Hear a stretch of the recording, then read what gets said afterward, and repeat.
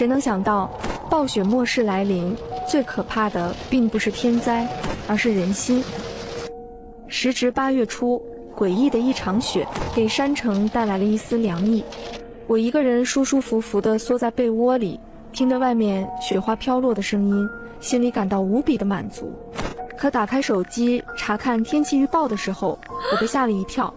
未来1个星期是清一色的暴雪，并且温度一路走低。我心里突然间生出一种不好的预感。暴雪的第1天，所有人都很高兴；第2天，所有人都出去堆雪人；第3天、第4天，到了第6天的时候，逐渐有人意识到不对劲了。在过去的10几年中，这个城市最低的温度也不过刚刚突破-20度，可今天已经到了-40多度，就这还在继续往下降。所有人都有些受不了这个温度。平日里的8月份，山城这座城市像是一个蒸笼，热得让人受不了。现在出了门都要将自己包得里3层外3层的。可就算这样，回到家了依旧忍不住发抖。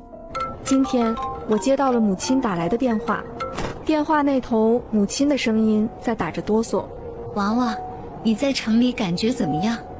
城里下雪没有？今年冬天这么冷，要不要妈妈给你缝几件棉袄给你送过去？”“不用妈，我在的小区有地暖，现在还算暖和。倒是你和我爸在老家可千万要注意保暖，没啥事的话不要出门了，睡觉前记得把火熄灭，不然的话容易一氧化碳中毒。”就这样，我跟我妈打了10来分钟的电话。挂掉电话后，我心中的那股不安依旧没有散去。这么多天大雪封了路，我连小区门口的超市都去不了，只能在家坐吃山空。到今天为止，我就只剩下最后1包方便面了。睡觉前我心中还在祈祷，希望明天大雪能停，到时候我也能出门购买物资。可第2天情况更加恶劣了，温度来到了-60度。这个温度出门，下的雪刮在脸上，就像刀子一样刮得脸生疼。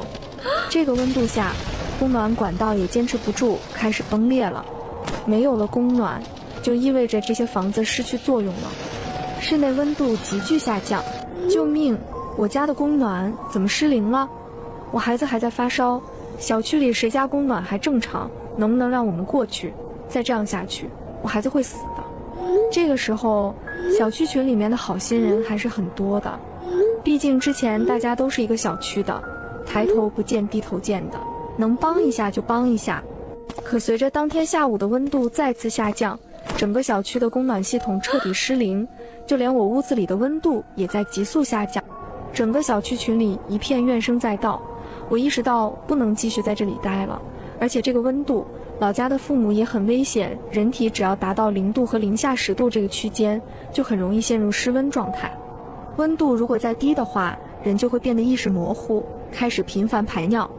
老家没有地暖，只能靠着煤炭来取暖，这样的话有一点好处，那就是不会因为天冷冻坏暖气管道而失去取暖方式。可老家的煤是有限的，我心急如焚之下想到了我爸留在车库里的挖掘机。以前的东西质量就是过硬，哪怕是在这样的极度低温下，我依旧一下子就打着火。挖掘机的发动机开始转动，发出嗡鸣声。挖机启动的声音惊动了小区内的人，他们就这么看着我，一边挖雪一边朝着外面走去。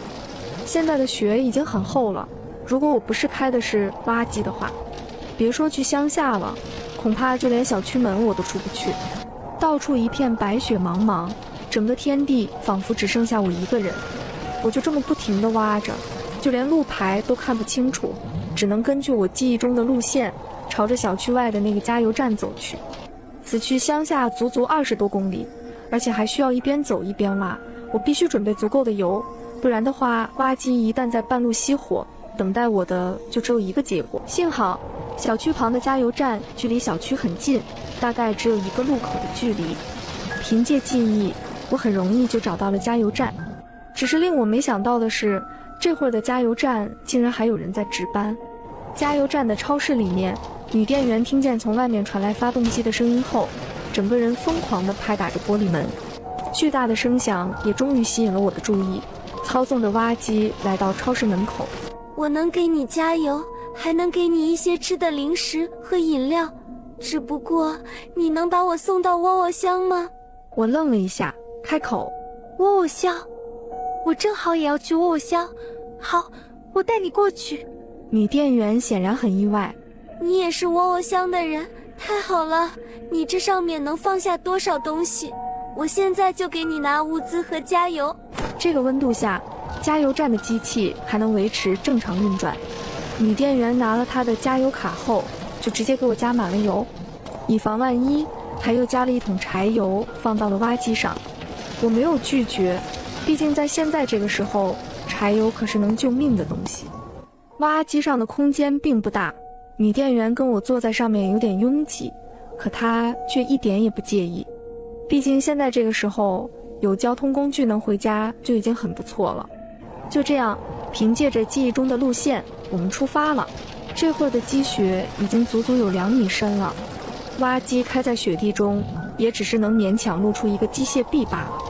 整个雪地一片安静，仿佛只剩下我们2个人。无聊下，我们开始有一搭没一搭地聊着。从聊天中，我得知女店员名叫冬梅，来这个城市已经5年了。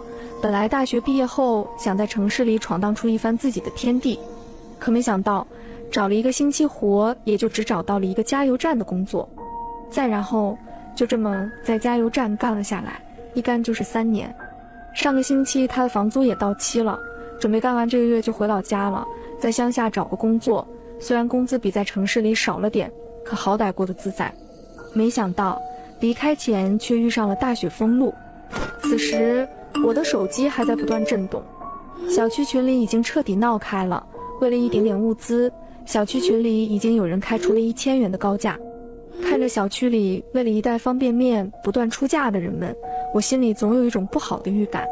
脑海中也是浮现出一句话：在末世中，最可怕的往往不是天灾，而是人心。驾驶室内，我和冬梅挤在一起。饿了吧？先垫垫肚子。超市里就剩这些了，也不知道这雪什么时候能停。我接过火腿肠，没有客气。谢谢。眼睛依旧警惕地注视着前方白茫茫的一片。冬梅看着我沉默，开始有一搭没一搭地找话题。哎，你说我们俩也算有缘吧？都回窝窝乡，还能在这碰上，是挺巧的。我本来还想着回老家相亲，找个踏实人家了算了。你说这鬼天气，不会把我们乡都给埋了吧？我爸妈还在家呢。我瞥了他一眼。放心，我们乡地势高，而且我提前让我爸妈准备了不少东西。冬梅听了我的话后，眼睛一亮。真的？你也觉得这雪不对劲？我跟我们站长说，他还不信，说就是普通的大雪。我心里顿时一阵吐槽。普通的大雪？零下60度，积雪2米，这叫普通？突然我猛地一踩刹车，挖机停了下来。冬梅猝不及防，身体往前一冲，差点撞到玻璃上。怎么了？我没有回答，只是眯着眼睛盯着前方不远处，在雪地里隐约有几个人影在晃动。他们旁边似乎还有一辆被大雪掩埋了半截的 SUV。我操纵着挖机缓缓靠近，只见一个中年男人正拼命地挥手，他身边一个女人抱着一个孩子，冻得瑟瑟发抖。中年男人看到挖机靠近，脸上露出狂喜。大妹子，大妹子，救救我们！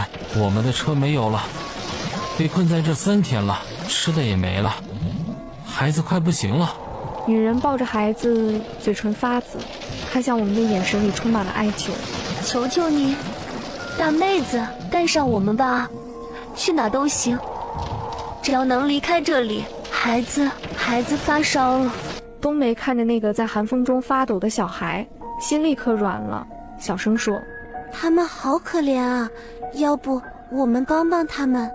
我的眼神却很冷，不断地打量着那个中年男人。男人虽然包得很严实，但手腕上价值不菲的名表却露在外面，眼神还有些闪躲。不对劲，被困3天，零下60度的天气，没有取暖设备，他们是怎么活下来的？想到这里，我对着窗外平淡地说道：“我这里也装不下这么多人。”中年男人顿时急了：“大妹子，不用你带我们，你就分我们1点油就行，我们自己开车走。我给你钱，我给你1万，不，10万。”说着，他就要去掏口袋。冬梅于心不忍：“我们不是还有1桶备用柴油吗？要不……”我突然打断他的话，对窗外的男人笑了笑：“10万，现在这世道，钱跟纸有什么区别？不过嘛，看在孩子的份上，油可以给你们。”中年男人和女人脸上立刻露出感激涕零的表情。谢谢大妹子，你真是大好人。我看着这一幕，再次开口：“不过我有个条件。”中年男人毫不犹豫：“你说，别说1个，100个都行。”我指了指男人手腕上的表：“把你那块表给我，我不喜欢钱，就喜欢这些亮闪闪的东西。”中年男人的脸色瞬间僵硬了一下，但很快又恢复正常。他毫不犹豫地取下手表：“没问题，大妹子，你喜欢就拿去。”随后就要将手表递向驾驶室，我却打断了他：“别急，我这挖机太高，你递不上来。这样吧，我把油桶放下去，你们自己加，你把表放在油桶旁边就行。”说着，我直接操纵机械臂，将放在挖机侧面的那桶备用柴油放在了离车头10几米远的雪地上。中年男人和女人对视一眼，立刻欣喜地跑了过去。冬梅松了口气，小声对我说：“你这人还挺会趁火打劫的，不过也好，能救人一命。”听着冬梅的话，我只是笑了笑，没有说话。只见那中年男人跑到油桶边，迅速将手表放在雪地上，然后迫不及待地想抱起油桶，可他试了几下油桶，却纹丝不动。中年男人回头疑惑地喊道：“大妹子，这桶怎么这么沉啊？”我只是笑了笑，没有回答。就在这时，那男人似乎发现了什么，他旁边的女人也凑了过去，两人脸色大变。突然，男人猛地从怀里掏出一把匕首，面目狰狞地冲向挖机。“你耍我们，桶里装的是血！”那个原本虚弱的抱着孩子的女人也把孩子往雪地里一放，从靴子里抽出一根钢管。冬梅坐在驾驶室里面，都被吓得脸色惨白，尖叫起来：“啊，他们有刀！”我冷哼一声：“现在才发现，晚了。”我猛地一拉操纵杆，巨大的铲斗如同猛兽的巨口，狠狠地朝着那对男女拍了下去。雪花四溅，伴随着男女惊恐的尖叫声，整个世界仿佛都在震动。我说过，最可怕的永远是人心。冬梅坐在驾驶室里，用手捂住嘴，眼睛瞪得滚圆。“啊，你把他们，你杀了他们！”我看着冬梅：“是他们想杀我们。”我的目光扫过那对男女倒下的地方，然后定格在不远处那个被女人扔在雪地里的孩子身上。孩子裹在厚厚的襁褓里一动不动，看着孩子，冬梅又哭了。那个孩子是无辜的，我打断他：“你真以为那是孩子？”冬梅愣住了，走近一看，冬梅的脸色瞬间变得比外面的雪还要白。襁褓里根本不是婴儿，而是一个破旧的塑料娃娃。挖掘机重新启动，履带碾过积雪，发出沉重的轰鸣声。驾驶室内气氛凝重，冬梅缩在角落：“你早就知道了。”我目视前方，专心驾驶。那个女人抱着孩子的姿势不对，零下60度，她把孩子裹得严严实实，连喘气的空间都不给孩子留，自己却没戴帽子和手套。哪个母亲会这样？所以从一开始，你就是在试探他们。那个装了血的油桶，对，我给过他们机会了。如果他们能够老实一点的话，什么事都不会有。但贪婪和恶意是藏不住的。我瞥了一眼被我随手扔在仪表台上的那块名表，这块表至少值7位数。一个带着这种表的人，会为了区1桶油跟你拼命，除非他想要的根本不是油。冬梅颤抖地开口说道。他想要什么？想要我们的车，我们的物资，我们的一切，然后把我们两个冻死在外面。暴雪末世，所有人都在房间中瑟瑟发抖，可只有我在外面开着挖掘机砥砺前行。这一切只是为了我那在乡下的父母。我们现在去哪？我头也不回。找个安全的地方过夜，然后继续往北，直到回到窝窝乡。可刚才那里什么都没有了，只有雪和2个做了错误选择的人。记住，冬梅，在这世道，同情心是最廉价也最致命的东西。冬梅被我的眼神吓得一哆嗦，垂下头不再说话。驾驶室内再次陷入死寂，只剩下机器的轰鸣。几个小时后，天色渐暗，风雪更大了。挖掘机的车灯在茫茫白雪中开辟出2道摇晃的光柱。突然，我停下了挖掘机。冬梅像惊弓之鸟一样，立马直起身子。怎么了？是不是又有人？我眯起眼睛看着外面。不，你看那边。我指着前方远处，在风雪的间隙中，隐约可以看到一栋建筑物的轮廓。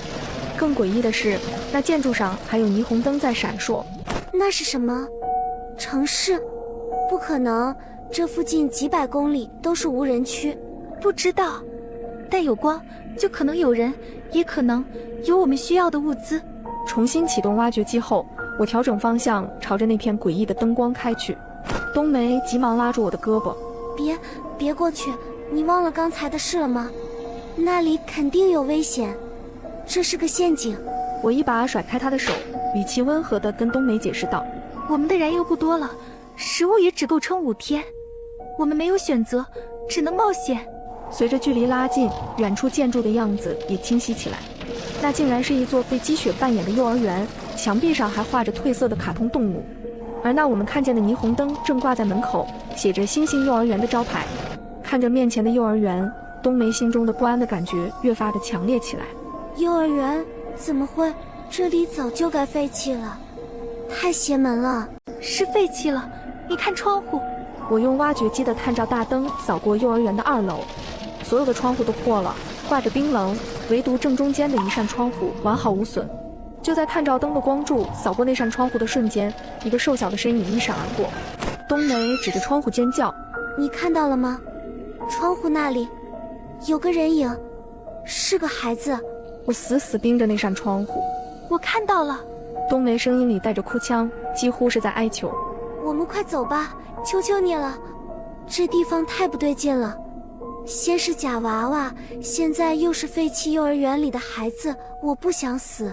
我没有理会他的哀求，而是缓缓举起了挖掘机的机械臂。别怕。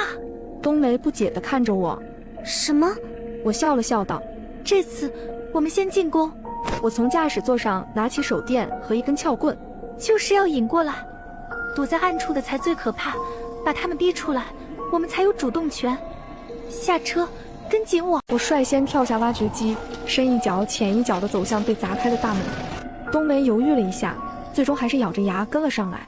这里好冷，我总感觉有人在看着我们。我无视冬梅的唠叨。别自己吓自己，分头找食物、药品、燃料，任何能用的东西都行。找到有用的就喊一声。我说完便径直走向大厅一侧的走廊，用撬棍挨个撬开教室的门。冬梅留在原地哆哆嗦嗦地用手电照着四周，根本不敢离我太远。我很快在一个标着杂物间的房间里有了发现，角落里立着一个几乎全新的红色汽油桶。我脸上露出笑意，看来和我猜的一样，这里果然有惊喜。此时冬梅声音突然从大厅传来，带着哭腔。不好了，这里有人。看到冬梅正用手电照着大厅中央的一张儿童画桌，我走近一看，桌上平铺着一张画纸，上面用蜡笔画着一幅画。一辆巨大的挖掘机停在房子前，2个火柴人正从车上下来，而在他们的周围画满了密密麻麻的更小的火柴人。冬梅指着画纸，几乎要哭出来。你看这个，这是刚画的，蜡笔的味道还很浓。他们知道我们来了，他们把我们画上去了。就在这时，一个清脆的音符从2楼传来，像是有谁在上面弹了一下玩具钢琴。我和冬梅的动作瞬间僵住，猛地抬头望向通往2楼的楼梯口，楼梯的木板在脚下发出咯吱咯吱的声音。我走在前面，手里的撬棍握得更紧了，冬梅跟在后面，几乎是贴着我的背在走。2楼的走廊比楼下更黑，走廊尽头就是我们之前看到人影的那间教室，那扇窗户完好无损。此刻，教室的门缝下正透出一丝黄光。冬梅拉住我的衣角，有光，里面真的有人，我们拿到油就够了，我们快走吧，求你了，我不想死在这里。来都来了，不进去跟主人打个招呼，太没礼貌了。我不再理会他，径直走向那扇门。冬梅绝望地停在楼梯口，不敢再往前一步。我深吸一口气，抬脚猛地将门踹开。门被踹开的瞬间，我愣住了。房间里和外面仿佛是2个世界。这里温暖如春，房间干净整洁。房间中央，一个穿着干净蓝裙子的小女孩正坐在一张小桌子前，手里拿着一根蜡笔，似乎正在给那张我们刚看过的画涂上最后的颜色。小女孩听到声音后，缓缓抬头，脸上没有丝毫惊讶，反而露出了一个天真的微笑。姐姐，你来了。妈妈说要玩捉迷藏的游戏，只要你们能找到我们，就可以留下来，也愿陪我们玩。突然，衣柜里传来一声沉闷的撞击声，冬梅又尖叫起来。啊，她要出来了！我深吸一口气，举起撬棍指向小女孩。游戏规则是什么？是不是只要打开这个柜子，就算我们找到了？小女孩开心地笑起来。对，姐姐好聪明，只要打开它，你们就赢了。快点呀，里面的朋友已经等不及了。我看着笑颜如花的小女孩，总觉得不对劲，这个小女孩更像是一个诱饵。我缓缓走向那个衣柜，当我走到衣柜前，停下脚步，却并没有伸手去拉柜门。我猛地转身，用撬棍指向了墙角的电暖器。小朋友，说谎可不是好习惯。在玩捉迷藏之前，你是不是该先告诉我，这电是哪来的？听了我的问题，小女孩脸上笑容瞬间凝固了，脸上的天真无邪迅速褪去，取而代之的是一种与年龄不符的阴冷。你不乖，妈妈说不听话的孩子是要受到惩罚的。话音刚落，我手中的撬棍猛地挥下，砸在电暖器的电源线上。房间里温暖的黄光瞬间熄灭，电暖器也停止了工作。温暖的房间刹那间变得和走廊一样阴冷黑暗，唯一的光源只剩下冬梅的手电光。衣柜门自己缓缓打开了，里面空空如也，只有一个老旧的录音机掉在地上，还在发出沙沙的电流声。我对着空无一人的房间厉声喝道：把戏玩够了没有？出来！一个仿佛来自四面八方的女声悠悠地响起。呵呵呵，真聪明，竟然被你发现了。不过游戏才刚刚开始。话音未落，原本站在房间中央的小女孩身影开始变得透明，最后化作一缕青烟，凭空消失了。冬梅惊恐地用手电筒乱晃。门，你快开门！我猛地回头，教室的门不知何时已经自己关上了，门板上多了一幅新的蜡笔画，画上一个衣柜的门敞开着，2个小火柴人站在衣柜前，而在他们身后，一个巨大的看不清面容的黑色影子正高高地举起双手。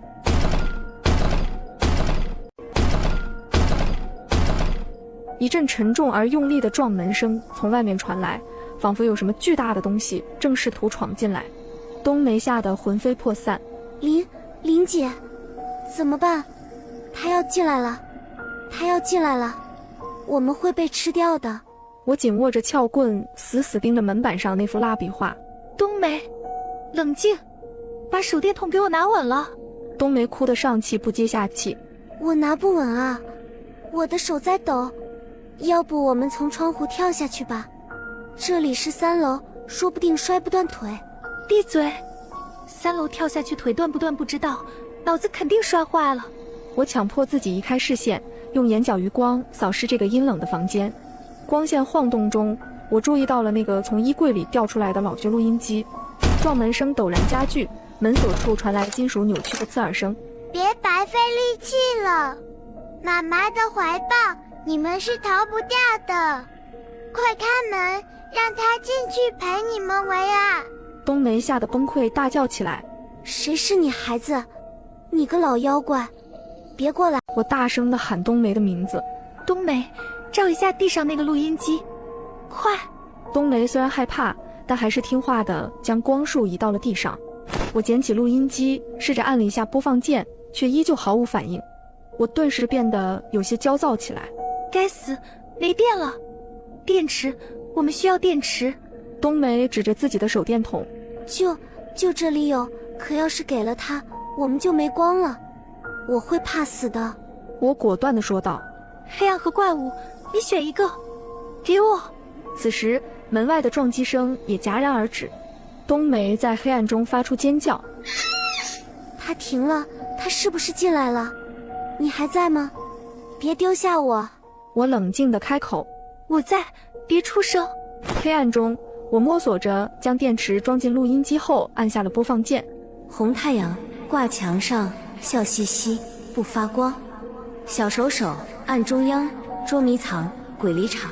我立刻想起了什么，摸出自己电量所剩无几的手机，打开手电功能，一束微弱的光亮起。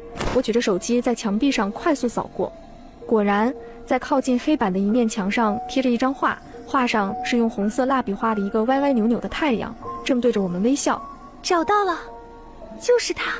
一声巨响，门板被撞出一个巨大的破洞，一只干枯的长着长指甲的手从洞里伸了进来，在空中胡乱抓挠。冬梅吓得瘫坐在地。手，是手！我顾不上恐惧，冲到墙边，对着那个蜡笔画太阳的正中央狠狠地按了下去。墙壁发出轻微的机关声，门外那只手瞬间缩了回去，撞门声也彻底消失了。房间死一般寂静，冬梅劫后余生地喘着粗气。停了，我们安全了。我还没来得及回答，我们身后的那个大衣柜突然再次发出了咯吱的声音。冬梅吓得脸色惨白。里面，我看了一眼衣柜，又看了一眼窗外漆黑的雪地。别管了，跳窗。这里是3楼，会死的。我大声地对着冬梅吼道。死在下面也比死在这里强。走。说完我不再犹豫，拉着冬梅冲向窗户跳了下去。我和冬梅重重地踩在厚厚的雪堆上，雪花四溅。啊，我的腿好疼，好像断了。忍住，还能走吗？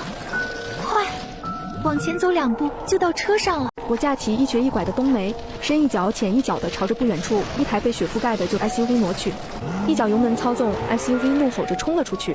身后那栋诡异的幼儿园在风雪中越来越远，最后消失在视野里。SUV 开到一座用废铁和木板筑成的简易围墙前，终于耗尽了最后一滴油，熄火了。围墙的瞭望塔上，一个穿着军大衣的村民立刻警惕地站了起来。站住！什么人？赶紧离开这儿！我扶着虚弱的冬梅下了车，仰头朝着围墙大喊：我们不是坏人，我找村长爷爷，我叫林青，我爸是林建国。听见我爸的名字，村民大壮明显愣了一下。林叔家的女儿，你等着，别乱动。寒风呼啸，冬梅冷得浑身发抖，就连嘴唇都肉眼可见的变成了紫色。冬梅嘴皮子打着哆嗦地问我：他们会让我们进去吗？我看着冬梅这副样子，出声安慰道：会的，一定会的。没过多久，围墙的木门嘎吱一声开了一条缝，一个年迈但精神矍铄的老人探出头来，正是村长。村长爷爷看见我，一张脸上顿时绽放出惊喜的光芒。小青，哎呦，真是你这个小丫头，你这段时间跑哪儿去了？你爸妈给你打电话你也不接，可把你爸妈给急坏了。听着这熟悉的埋怨的声音，我顿时感觉自己眼眶一热，险些直接掉下泪来。村长爷爷，是我是林青，我回来了。村长爷爷看着我这副样子，似乎也明白我这段时间在外面过得怎么样，眼中闪过一丝心疼，冲身后喊道：快开门，是建国家的孩子回来了，快开门。围墙大门敞开，我和冬梅被村民们迎了进去。进来后，冬梅这才发现村子里虽然简陋，却透着一股热火朝天的生气。人们有的在加固房屋，有的在分发食物，一切井然有序。就在冬梅心中感慨的时候，突然看见一对中年夫妇从人群中冲了出来。这2个人不是别人，正是我的爸妈。姑娘，你跑哪去了？你知不知道我和你爸担心死你了？我爸林建国在我身后拍着我的背，虽然没有说话，可是他的眼圈泛红也让我清楚，在我没有消息的这段时间里，我爸同样是最惦记我的几人之一。回来就好，人没事就好。看着两人咧开嘴笑了。爸妈，我回来了。片刻后，我拉过身后的冬梅。爸妈，这是我朋友冬梅，我们是一起逃出来的，她也是我们卧乡的。旁边的村长爷爷看着脸色苍白的冬梅，连忙出声说道：“哎呦，看这闺女冻的，建国媳妇，快带孩子们回家，赶紧烧点姜汤暖暖身子。”我妈心疼地说道：“走走走，闺女，跟婶回家。”温暖的土炕上，我和冬梅捧着热气腾腾的姜汤，直到现在，我们冻僵的身体终于缓了过来。看着我俩这个样子，我爸深深地叹了口气。现在外面全乱套了，咱们村要不是提前把村子围起来，村的那些粮食早被抢光了。村长爷爷也跟着我们回了家。人多力量大嘛，只要咱们全村人拧成一股绳，就没有过不去的坎。就在这时，角落里正在充电的一部老旧智能手机突然嗡地亮了起来，发出提示音。紧接着，屋里其他几部手机也接二连三地响了起来。这反常的一幕让我们一群人的心再次吊了起来。冬梅有些疑惑地开口询问：“怎么了？”我拿起自己的手机划开屏幕，一条加红的弹窗新闻跳了出来。太好了，我们有救了！这是紧急气象通报。我妈不太懂这个。青儿，啥通报？是不是雪又要下大了？我缓缓抬起头，一字一句地读出手机上的内容。紧急气象通报，持续近2个月的全球性极端低温天气将于明日起出现显著回升，预计1周内各地气温将恢复至正常水平。恢复正常？这是啥意思？村长爷爷也有些不敢相信地看着我。妮子，你的意思是这鬼天气要结束了？我看着手机屏幕，眼神复杂。新闻上是这么说的，明天开始就升温了，这该死的低温天气我们熬过去了。果不其然，第二天的时候，一直躲在云层后面的太阳再次露了出来，久违的温暖再次洒落在我的身上。